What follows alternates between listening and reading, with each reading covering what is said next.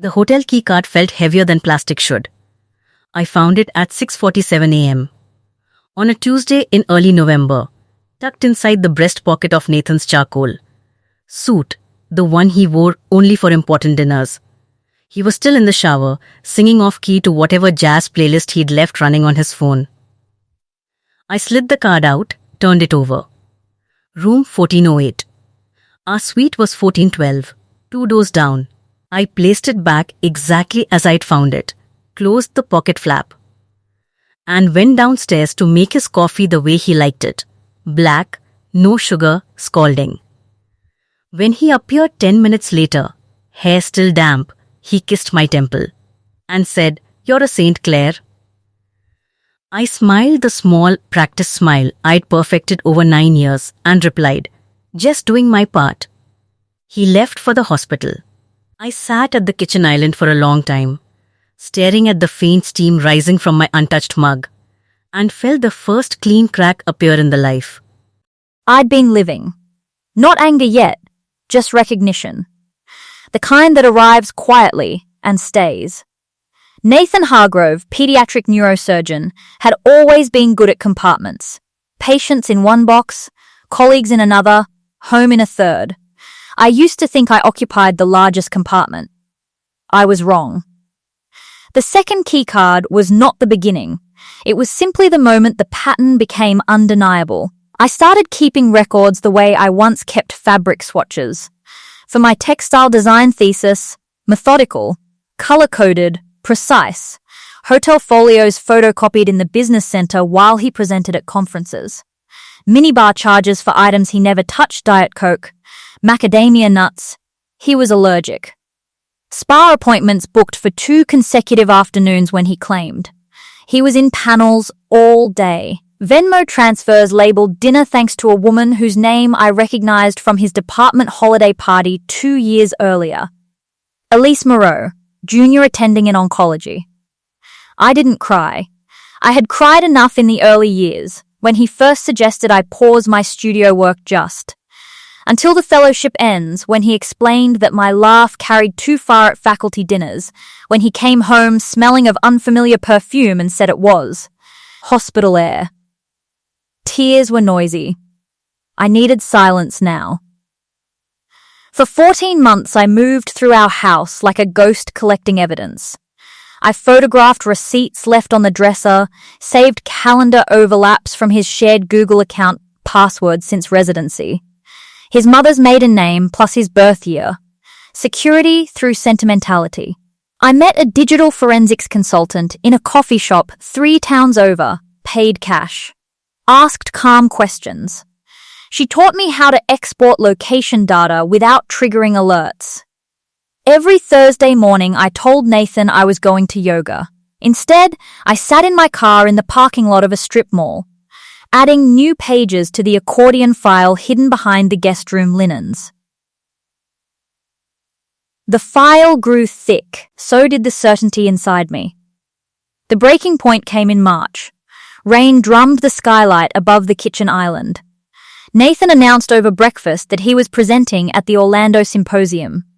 "It might be best if you stayed home this time," he said, not looking up from his phone. Jet lag hits you hard lately. I felt the sentence land like a key turning in a lock. He was no longer hiding. He was simply assuming I wouldn't notice. Or if I did, that I wouldn't act. I nodded. "You're probably right." He relaxed visibly, shoulders dropping. The way they did when a difficult case resolved cleanly on the table. He believed obedience was still my reflex. While he was gone, I met with a certified financial planner who specialized in medical divorces and a lawyer who looked at my accordion file the way a surgeon studies scans, without surprise, only calculation. The patterns were elegant in their predictability.